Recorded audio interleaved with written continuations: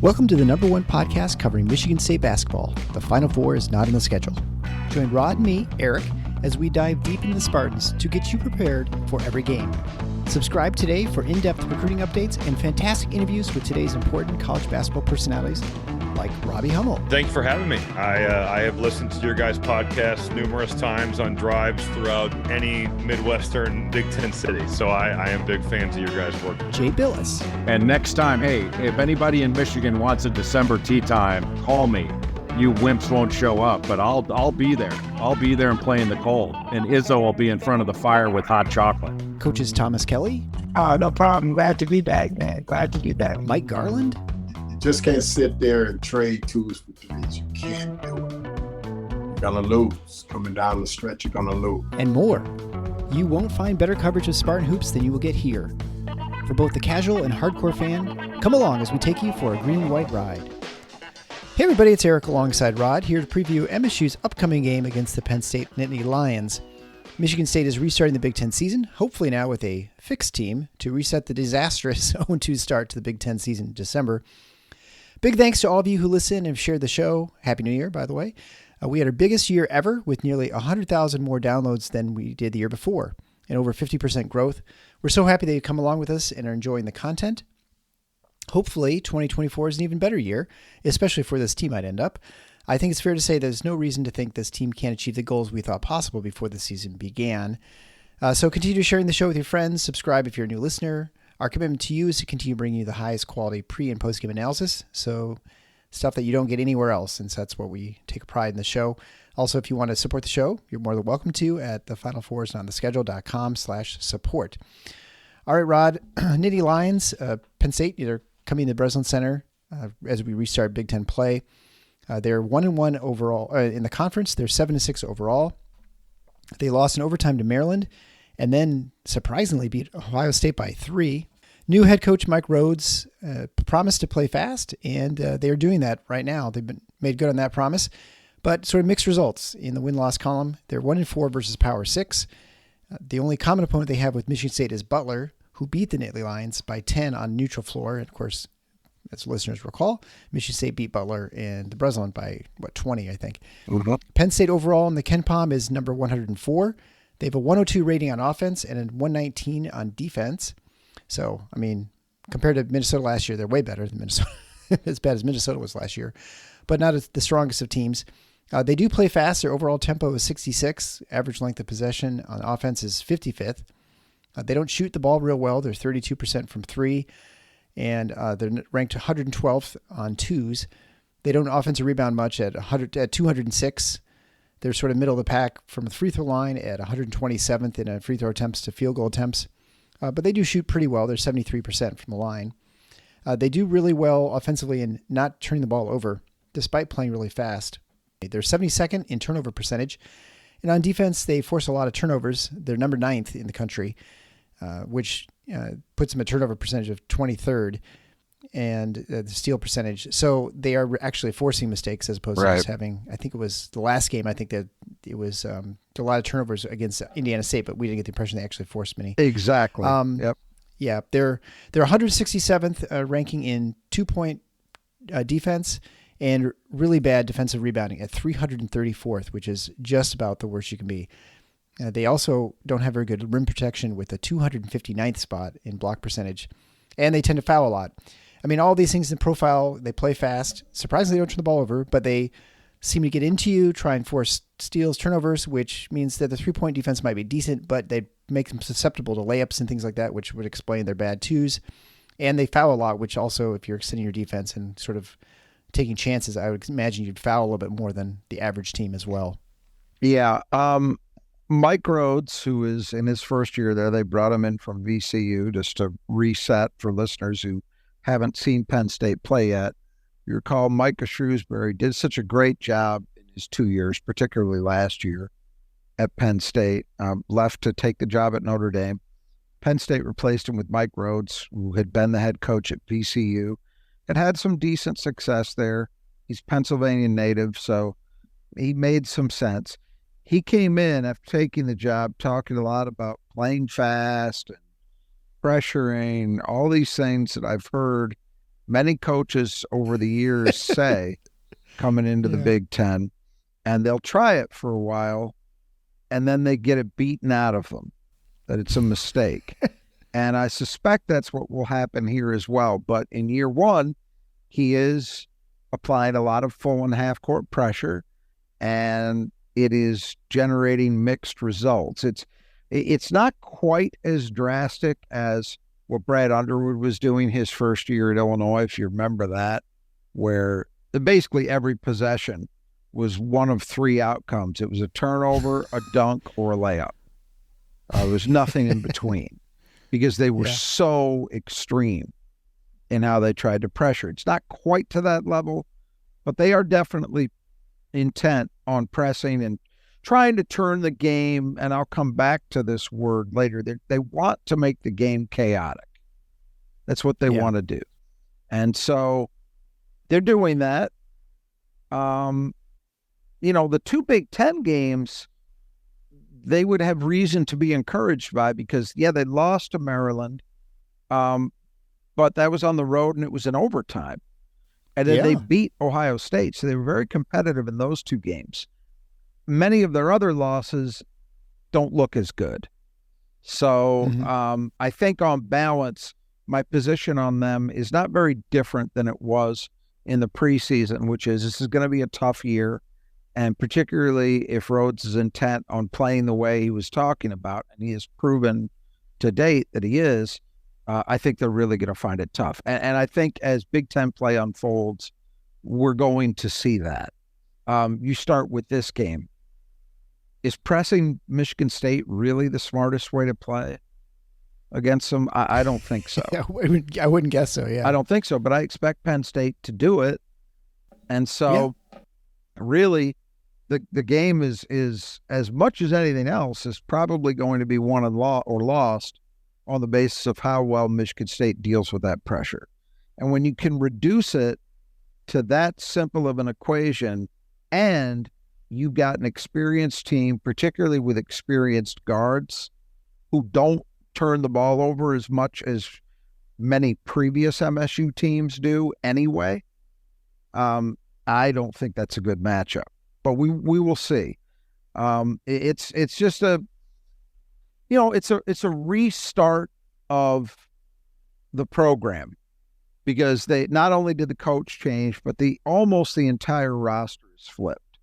They've got two guys in their rotation who are holdovers. That's it. One of the two barely plays. The other is their leading scorer and has had a great season thus far for them. But other than that, the roster's entirely flipped over. It's a ton of transfers. He didn't have time to really bring in freshmen. So it's a ton of transfers. And, you put all that together, the style of play, the roster turnover, a new head coach, all of those things. And I think you're getting what was reasonable to expect out of them, which is a tough year. And again, the one-on-one start in the league is not bad, but I don't think it's going to stay that pretty a picture for very long. That's my assumption. And I still think, we can look at Penn State where they are. Minnesota, I think, has been better than people expected. And so those are your two teams that I think most people felt coming into the season were going to battle for the basement. And I still think that's true, even though they're the two worst, or even though they played better, rather, than some might have expected. I still think they're probably the safest bets. Now, I say that with one caveat. We got to watch at Michigan to see if Doug McDaniel is, in fact, academically eligible or not. There were very strong rumors late last week that he's about to be declared ineligible when the second semester begins, which for them, I believe, is January 9th. That would be the date that this would happen because their second semester starts on the 10th. If that's true, then Michigan will be in that category as well, in my view, because they'll be completely without any guards of any type, never mind a point guard. But for now, I think it's still Penn State and Minnesota that are kind of jockeying over that spot. Yeah, I guess I would. after watching Iowa play a little bit this year, I would throw Iowa in that they could potentially have a really bad season. But we'll see how that. They could. I'm giving them a little bit of a bump just based on what Fran McCaffrey's been able to do there. But you're right. Mm-hmm. The picture is not very encouraging for them either. They're definitely, all four of those teams we've just mentioned are that's the rear pack in the Big Ten.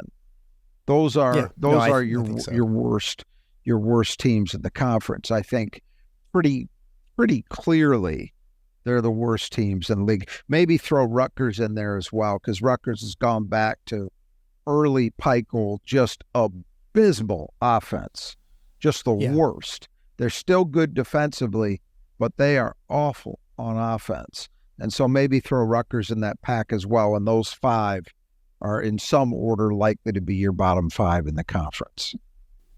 Yeah, and I'll be honest, I'm not sure what Rutgers' Big Ten record is, but I know all those other four teams all have a win. They're 0. I think Rutgers is 0-1. There are several teams that have only played one conference game so far, not two. But I believe they're 0-1, I think. Yeah. I guess Iowa's lost both their games. They lost at home in Michigan and at Purdue. Yeah, Michigan got the win over Iowa, right? So right. Yeah, exactly. And going back to the pressure way of playing and stuff, and there was a post, I think Magboard last week or so, where they're talking about zoning, and we had talked about the zone against Michigan State, where it's just really not a good idea. Right. And you have right now with Michigan State, you have 4 ball handlers, and Malik is not an elite ball handler, but he's pretty good. Yes. Especially if you're not, if you're trapping him, I think he gets into trouble. But if he's not trapped, I think, he's someone I feel comfortable, advancing the ball up the court. So it's a tough team to try and really press, I think, and potentially very, dangerous. We saw Malik in that, in the game against Indiana State. He ran the break a couple times, once with a great lob, and the second time with a kind of dumb pass. He just was trying to get Carr to get a spectacular dunk, I think, but he was very competent doing that. And so you wonder if that strategy is not only bad for Michigan State, but also, other teams, like you said. And just the other thing I was thinking about is that with the zone, you wonder if that just like pressing all the time, using a zone is just not some strategy that in the modern game is just a very wise decision, just because of the skill level of players. You don't see it. The last team, when I was growing up, you would see contenders play that way. Oh yeah, there were a lot of UNLV, them. Nolan Richardson, and truthfully, Nolan Richardson's Arkansas team is the last national title team that I can think of that played full court pressure almost all the time and won at that level. Yeah. Whereas if you go before that, if you go back to the 70s and the 80s, you would see it. You absolutely would see it. It's changed, I think, because there are a lot of possible explanations for it. One big one, in my opinion, especially in a league like the Big Ten, is the caliber of scouting and the caliber of guard play is just too good to be able to get away with that for 40 minutes. Yeah. Right. I think you can utilize pressure in selective ways and have it work for you. I think, for example, Chris Collins' Northwestern team the last couple of years has done some of that in the half court, where they've been very aggressive with their guards, with their perimeter guys, in applying half court ball pressure, and that's worked. I can think of early Matt Painter teams. He hasn't done it so many years that I think people have forgotten, but in the early years Painter was there, he had some teams that really relied on half court ball pressure, and it was very effective for them. So there are ways you can do that, but not the full court, full tilt. We're going to trap, look to force turnovers as the main goal. That's tough to do. And I agree with you about Michigan State. I think it's a particularly bad matchup against a team like this. Where Malik Hall helps you most of all, It's not just he's a veteran and he's got a handle and he can pass, but he's 6'8". And it's important to have Right. somebody who can play an active role in your pressure break, who's got the ability to see over the top. When you've got a smaller group, it can sometimes be a problem, and Michigan State's got decent size at the guards. Tyson's small, but, Hogarth's 6'4", Akins is 6'4", 6'3". They're decently sized, but it's nice to have a 6'8" guy. I maintain, I go back to the first great teams that Izzo had, and one of the huge advantages that team had in dealing with pressure was Andre Hudson was so calm and so good with the ball at 6'8". It's just a big advantage when you've got somebody at that size that you can actually utilize. You're not just putting them on the forecourt. They can actively play a role in breaking pressure. And I think Malik Hall is good enough to give them that. All right, well, let's get into the lineups here. Brought to you by the Brothers at Just Two Gutters, where they sponsor the segment to the player that Michigan State needs to keep in the gutter for Penn State. So we'll begin with the starters. Kanye Clary, 5'11" sophomore. He's one of the players you mentioned who actually returned to Penn State. Actually, the only one of significance. He played 10 minutes last year. Now he's averaging, I think like 30 or so. He decided to stay in Happy Valley, and he's scoring 18.2 points a game on 51, 37, and 81 shooting, and is also second the team in steals and assists. Yeah, he's just a huge leap forward, which I don't think you could necessarily have counted on coming into the season, but it's been a big boost for them to have Clary actually establish himself as a legitimate Big Ten guard. This is a team that really struggles shooting the deep ball, so his 37% makes him one of their primary shooting options. And then obviously he's able to score inside the arc as well. He's been a decent contributor as a secondary playmaker and as a defender as well. So huge positive for them. To get him to stay, I mean, you could argue, I think pretty persuasively, that he's the best recruiting. He represents the best recruiting job Rhoades did to convince him to stick around rather than enter the portal. I mean, that's just an automatic move now for so many guys when there's a coaching change. In fact, in Rhoades' case, he got two of his guys to follow him from VCU when he left. Right. So it goes to show, like, it wouldn't have been surprising to see more guys go to Notre Dame. But it didn't happen here, and that's a big positive for them. Because that's the one thing that Penn State can lean on is that they've actually got a Big Ten caliber set of guards.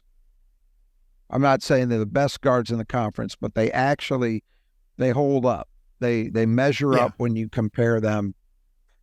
Him and the next guy we're going to talk about, Ace Baldwin. Those guys measure up. That you see them play, you're like, that's a Big Ten backcourt. Sure. Now, I haven't watched any Penn State basketball this year. This will be my first opportunity to watch them play. Are a lot of his playing buckets from like off steals, and is that why he's averaging 18, or is he getting a lot of the stuff in the half court? Have you had a chance to see them? It varies, but yeah, I mean, Penn State absolutely is an example of a team that, as the cliche goes, tries to turn defense into offense. No question about that. All right, so we'll move on to the second player, Ace Baldwin, 6'1", as you mentioned, followed Rhoades from VCU to PSU. It's been a very important addition to the Nittany Lion backcourt. He runs the point, leads the team in assists at about 4.5 a game with a 2-to-1 assist-to-turnover ratio. Leads the team in steals at 3 a game, averaging 13.6 points a game on 36, 30, and 79 shooting. I think he was a little better shooter at VCU, if I recall. So that seems like it's down a little bit. And gets the line a bit. He gets about 5 free throws a game. So he is one of their most dynamic players, and obviously he's probably as important as Clary. Yeah. The shooting's been a disappointment. And it's not like he was a knockdown shooter. As a sophomore, he was pretty good. He was 41% from 3 as a sophomore. Last year, he was down to 34%. But there's He's at 30 now. It's not, they hoped for more. The other problem with that is that his attempts are way up. He averaged 3.7 3-point attempts per game last year. He's up to 5.2 this year. So he's shooting more and shooting them less efficiently. So that's making the same amount. yeah, that's a disappointment. You would hope to, it's basically not much of a difference. He made 1.3 threes per game last year. He's at 1.5 this year. So it's not much of an uptick, despite 1.5 more shots per game. There's certain things. He's getting more free throw attempts. He averages almost 5 free throw attempts a game. So when you got a guy who's a 79% shooter, and he's always been a good free throw shooter, that's a positive.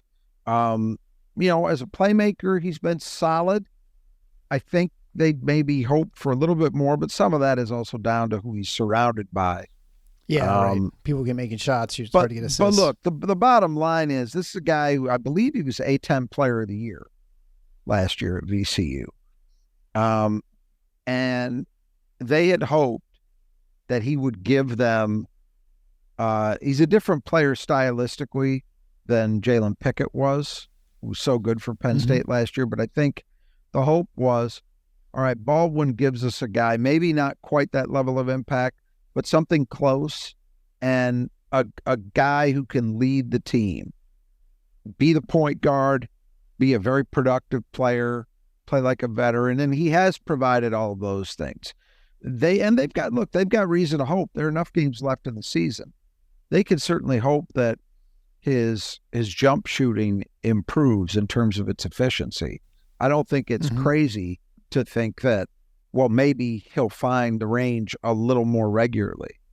That's possible, and that would help Penn State certainly. But these two guys together definitely give Penn State a quality Big Ten backcourt. So moving on to Zach Hicks, 6'8", 200-pound transfer from Temple. He started every game so far for Penn State. He's averaging 6.7 points a game on 33, 31, and 63 shooting with almost 3.5 rebounds a game. Yeah. Well, again, they needed bodies, right? And so they went whole hog in the portal. They got Hicks, who was a solid player at Temple. He's been okay. I think they'd hope for a little more consistency as a shooter, maybe hope for a little more production as a rebounder. But, this is where I think Penn State starts to slip when you get past the backcourt and you start looking at the front court guys and their bench. That's where they don't really measure up to many other Big Ten teams. Moving on to Puff Johnson. That's a great name. 6'8" transfer from North Carolina, averaging 7 points a game and 3.5 rebounds a game, shooting 36, 24, and 67. Yeah. He did some time at Carolina, one of 2 Carolina transfers on this team. And I think it's fair to say they had hoped for more. Yeah. He's brother of Cam Johnson, who's played at Carolina as well, and is in the NBA now. I think he's still with Phoenix. Can't remember, but he's in the NBA. And he was a very, very good shooter. And I think the expectation has always been that Puff would eventually find consistency with his shot and be that 6'8" shot maker that's so valuable in the modern game. Well, it hasn't ever happened. I think the other thing was Penn State was hoping, okay, if he's in a spot where we're asking more of him, he's going to get more consistent minutes, maybe he grows into that. And instead of, we're just fighting for a role at Carolina, that also has not happened. I mean, the 3-point shooting is abysmal. That's really, really bad. But the thing is, Penn State doesn't have really any better options. So they got to continue to just ride it and hope that he eventually goes on a hot streak and finds something there. And finally, Kudus Wahab, 7-foot senior, back for the second time in the Big Ten. Came from Georgetown. He's previously at Maryland. He's averaging 9.9 points a game and 8.8 rebounds a game, shooting 65% from the floor and 71% from the line. But despite being 7 feet tall, he doesn't have a lot of shot blocks, only averaging a little over 1 block a game. Yeah, it's his second tour duty in the Big Ten. You mentioned he had done a year. What a career. So he started 2 years at Georgetown. Then he transfers to Maryland. Then he goes back to Georgetown. And then he leaves Georgetown when they made a coaching change, and he comes to Penn State. There were really high hopes, if people remember, and I don't know how well they do, when Maryland brought him in, he was coming off a really good sophomore season at Georgetown. And there were hopes that he was going to be a really, really big-time addition to Maryland. And he was okay, but only okay. And then last year at Georgetown, he was okay. He still, really, his sophomore season is the best year he's had of the 5.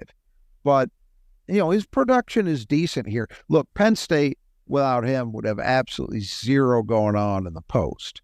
So he at least gives them a representative kind of player down low.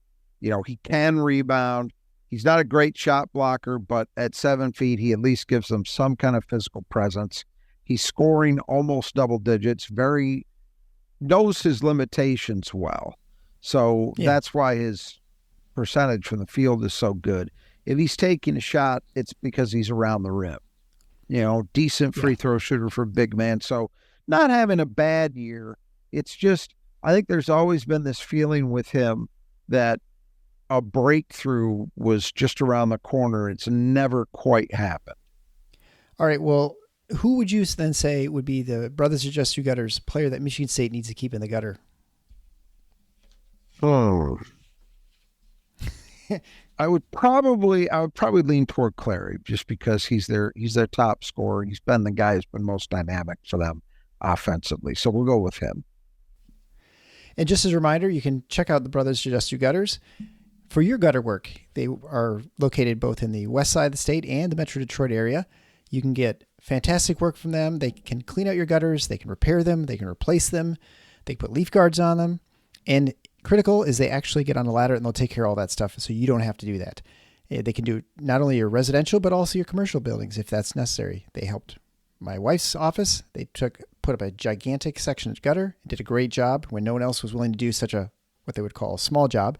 They came out and did that. They took care of our house. We had a tree growing in the gutter, so they can take care of all that stuff. And the greatest thing is just because it's January right now, it doesn't mean that they can't come out and do it. They will get it done any time of the year as long as it's not dangerous. And so they took care of our gutters in February.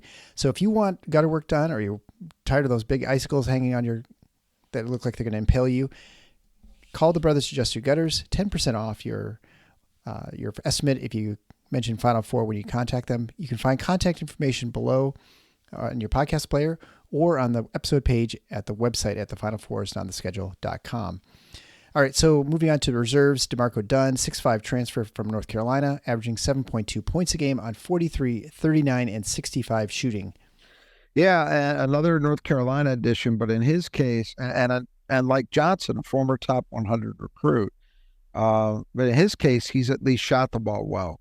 So pretty important for Penn State to have him coming off the bench and giving them that kind of perimeter production. He doesn't take a ton of threes. I think he's averaging 2.5 attempts per game, something like that. But at least he's been decently reliable.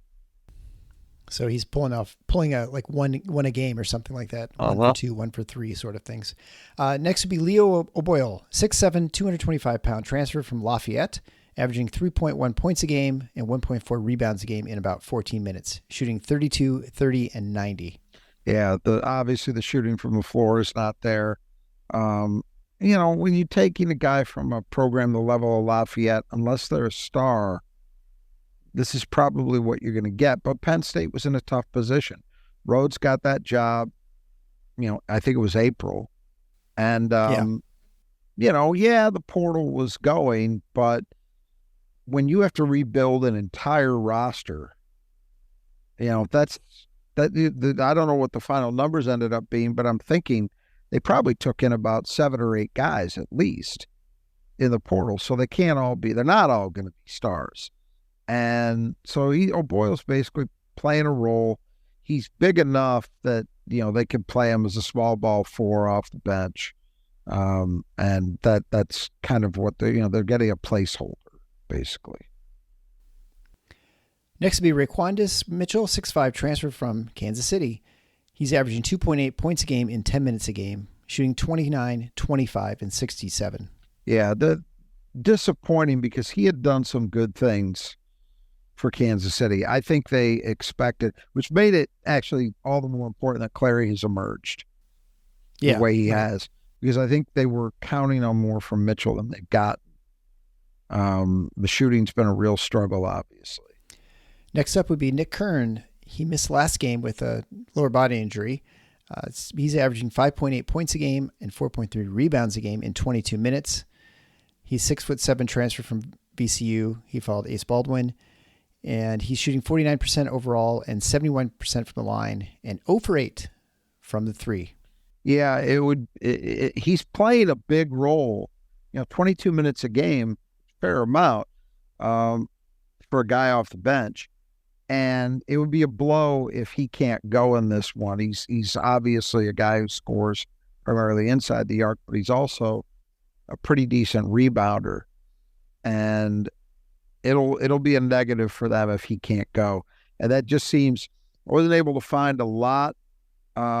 He had been hurt in their previous game to the last one, which I think was against Ryder, and had gotten banged up something in the lower body, and then didn't play against Ryder. So we'll just have to see if he takes the floor or not. Yeah, I was just looking at the official injury report, and he's still listed as questionable for Thursday's game. Well, there you go. Finally is Demetrius Lily. He's the other holdover from the previous Penn State regime. He's 6'10", 250-pound sophomore, averaging 2.6 points a game and 2.4 rebounds a game in 8 minutes, 69% from the floor. But he's only played 8 of their 13 games, so they don't always turn him. I list him because I think it's possible in this game with Michigan State's size that they might feel like they need to get a turn or two out of another bigger body. And you never know with foul trouble as well, but definitely knows his limitations because the shooting percentage is outstanding. But I think he's still a developmental guy. If he was on Penn State's team last year, and if you remember what that was like, Penn State had they could use a 6'10" guy. Right. They had one guy with any size who played. And so if you were at all capable, there was an opportunity and he didn't get it. Well, this year he's playing a little bit more, but I still think it's a developmental deal. Yeah. All right. Well, before we get into the 5 keys of the game, just want to go over our new segment with the Squeegee Squad out of Grand Rapids. Actually, I just got back from the dentist, and it's nice having my teeth clean. But the nice thing is having clean windows. And so if you want clean windows, especially in times like this in the winter, just like the Brothers Jiu-Jitsu Gutters, the Squeegee Squad will actually go out in this kind of weather and clean your windows. They'll clean your house, whatever you need done. They actually can do on high-rise apartments as well, or office buildings and commercial buildings. So whatever kind of window cleaning you need or building cleaning you need, the Squeegee Squad can do it. They offer 15% off if you mention rebound on your estimate. They have free estimates that they'll give you. You can find the links below. You can also just go to squeegeesquad.com/Grand Rapids-Michigan or MI, and you can get your estimate that way. They will do a really good job on your house because they use the power washing, but they don't blast it from the ground and they don't clean your windows from the ground. They actually get right up next to it to make sure everything's nice and clean. So that high quality is an important part of their business. And you can, they are great supporters. And if you're in the Grand Rapids area, you can access the Squeegee Squad. So last game, we had to guess who would clean the glass the best for Michigan State. We both were wrong. It was actually Mady Sissoko. You picked Hall, I picked Akins. And so even though we gave ourselves a mulligan, it's still 0-0 here. So all right. I get to pick first this time. So I'm going to take Mady Sissoko because he's been so good. And especially in this game where I think there's going to be some potential on the offensive end, he's shown himself to be very capable on the offensive side. And so I think he could maybe have a really big game on the glass. And so I'm going to go with the easy one, take Mahdi. I'm going to go with Malik Hall. Yeah, well, that's who you had last time, and you almost had. He was the number 2 rebounder. Right, I think again, a game like this, he might be able to get a few more range rebounds than Mahdi, and this is a team that does shoot a lot of threes.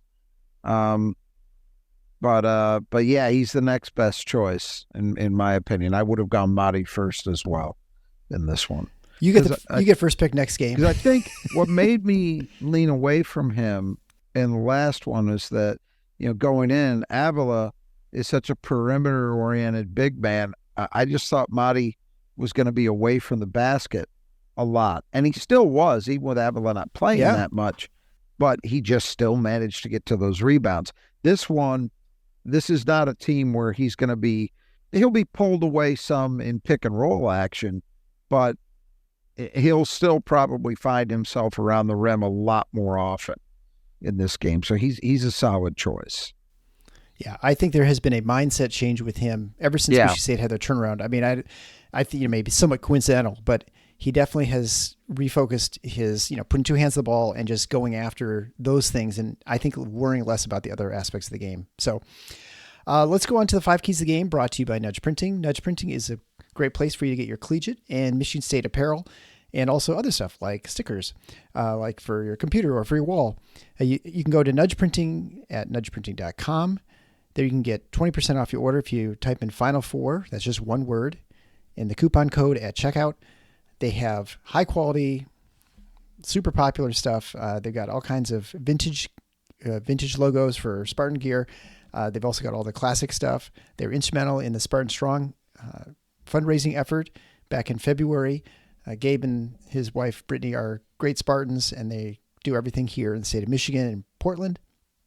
And so it's all homemade stuff here, screen printed, high quality stuff, and your family is going to love this stuff because it's just super comfortable, wearable, and so you can't go wrong. So check out Nudge Printing at nudgeprinting.com. All right, so 5 keys of the game. The first key is the glass. So as we mentioned earlier in the setup here, Penn State is not a good rebounding team. They're just really bad, and so especially defensively, they're like one of the worst teams in the country. So an opportunity for Michigan State, who has shown this season have a lot more ability to get some offensive rebounds, so maybe get some work done. Yeah, Michigan State really should control this game at both ends. I mean, there's no excuse not to. This is not a team with a lot of size. Their guards are not particularly good rebounders either. There's just no excuse for not controlling it. And controlling it means really shutting down second chances for Penn State. But at the other end, really creating some of those second and third shots for yourself on offense when you do miss. In a league like the Big Ten, you don't often see a team that profiles like this at both ends. So when you do come across it, you really need to exploit it. And the second key to the game, chaos. Yeah, and we talked about it near the outset. Penn State's MO is to turn the game into kind of an ugly affair, where there are a lot of turnovers, a lot of herky-jerky play that the game doesn't find an easy rhythm. That's what they want to do because, quite frankly, they don't have the personnel to beat a team like Michigan State if the game is fairly smooth and Michigan State does find a rhythm. Penn State's in a lot of trouble. So the key for Michigan State, and it's listed number 2 here, but it's almost certainly the most important element going into this game, in my opinion, is MSU has to handle that pressure and not just survive it, but punish it. You don't want to be in scenarios where most possessions you're getting the ball over after 8 or 9 seconds and you're just kind of surviving it. And then you're having to go into your half-court offense, with 10 seconds almost already gone off the clock. That's not the recipe for success. The recipe for success is break the pressure and then get it to the rim or get open 3 looks and punish them for it. Make them pay for opting to play that way. That's the key. Obviously, it goes without saying, you can't afford to be kicking the ball around a lot and make a lot of mistakes, especially live ball turnovers, which would give Penn State chances to generate easy offense for themselves. Those are the things you really want to avoid. But as I say, it's more than just avoiding that. It's actively turning what Penn State is opting to do into a problem for them by virtue of attacking it. Right. Yeah. How long do you think that Rhoades will maintain his frenetic strategy? Do you think it'll be 2 years? Because his career? No, just the attacking style in the Big Ten. No, but I mean, we saw Richard Pitino. You're not talking about this game. You're talking about how many years he does it. I mean, yeah, okay. Not this game. Yeah, like how many? Like it will be next season too, and then he'll abandon it, or do you think it's going to be he'll stick with it? I mean, this is assuming it doesn't work as well as he hopes. Which I think every one of these history guys says it won't. If you want to go back and you look at guys of recent vintage. So guys recently, and I'm being loose with my use of recent, but it incorporates most of the guys who came into the league doing this. Brad Underwood did it. I think by year 3, it was entirely gone. Yeah. Pitino never really quite gave it up, I feel like, until maybe the last year or so. No, he backed off it considerably. He would still do it occasionally, but he backed way off. His early, his first go around, it was pretty steady pressure, and he got ripped up. Feels like my memory is Pat Chambers played that way a lot early on at Penn State, then backed off it real quick, and Fran McCaffrey did. Yeah, he does much less now. For sure. It's not to say that you never do it, but you can't make a steady living doing it in a league like the Big Ten. Just the scouting, the prep, and the guard quality is just too good, in my opinion, to get away with it. I think how long he sticks with it is probably a function of two things, because you do have to remember, at a place like Penn State, and the very fact that Mike Rhoades has the job is evidence of this. The stakes are lower. They proved that. Because if the stakes were really high, if they were really serious, and this is not a knock on Mike Rhoades, it's just a fact. If they were serious, they would have done what it takes to retain Micah Shrewsbury, who had turned them in year 2, had made them an NCAA tournament team that won a game when they got there, and in the round of 32 really pushed, I believe it was Texas, really pushed them and could have won that game. And then he would have been in the Sweet 16. That's rarefied air for Penn State, and they didn't care enough to keep him. So the message that sends has a number of implications. One of them is that, well, if you're coaching at Penn State, you get a long leash because they don't really care that much. Pat Chambers' career would back that up. Now, I liked Pat Chambers as a coach. I thought he did some good things there. But the fact of the matter is, he lost his job ultimately not because he went, whatever it was, 7 years without a tournament bid. It wasn't because of that. It was because of some player treatment issues. Yeah. That's why he lost his job. So that kind of tells you what has to happen. So I say all of that to try to answer your question. Rhoades could go longer than I think would be wise with this because, the leash is long.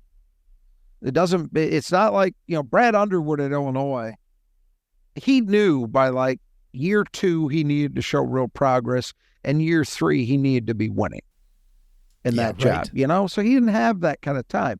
Mike Rhoades does. So maybe Mike Rhoades, maybe he continues it longer than he should. The other thing is going to come down to personnel, what kind of rosters he can put together. Part of what led Brad Underwood to change is he kind of lucked his way into Kofi Cockburn. And I think that helped him determine with some finality, okay, I'm really done with this nonsense. Yeah, no choice, yeah. Because you can't play that way with a guy like Cockburn. It's just not going to work. If you try, you're not going to be getting anything close to the best out of it. And so he stopped, So I think personnel will also be a factor. But personnel, well, I don't know. I mean, the smart move would be stop with it next year. But I don't know that he'll do that. Yeah. Well, I guess it probably smartest move would be stop with it tomorrow. But I don't know that he'll do that. Yeah. Well, and, maybe with the personnel that is still his best chance to win right now, just because he's what he's got. I don't know. But his bench is so shallow. It's hard to imagine you want to try and run the guy as your starters. That's the other thing too. Where are they? Where is this team going to be in the back end of February? Yeah. Right. Yeah, it's hard. Yeah. All right. Well, let's move on to the third key to the game is offensive balance. So, Michigan State last game got a lot of balance. They were a lot of stuff done against Indiana State inside at 46 points in the paint, a lot of free throw opportunities. But this game's going to look different, even though both teams have sort of a fast pace. It's a different style of play. I would think that there will be a lot of opportunities as a result of being in transition a lot. To keep the scoring balanced the way I'm talking about here. But when they are in the half court, you want to see the same things we've been seeing for the last few weeks, which is a focus and an effort on the guards' part primarily at getting into the paint. And again, more than anybody else, that's about A.J. Hoggard. Yeah. Fourth key to the game is contested three. So we mentioned, Penn State takes a lot. They don't hit a lot of them. But as we've mentioned many times before, the recipe for an upset in this sort of situation at home is one of the other teams gets hot shooting the threes. Yep, and so absolutely. That's something you can't let happen. They're not a good three-point shooting team, but they do take a lot of them. And so what that means is it's incumbent upon Michigan State to really do a solid job locating shooters and regularly contesting shots. Make sure the shots they're taking are not good quality looks. And the final key to the game is the start. Michigan State's been better in the starts the last few games since Nebraska. And even, I guess, Nebraska was a good start. They kind of fizzled out there at some point.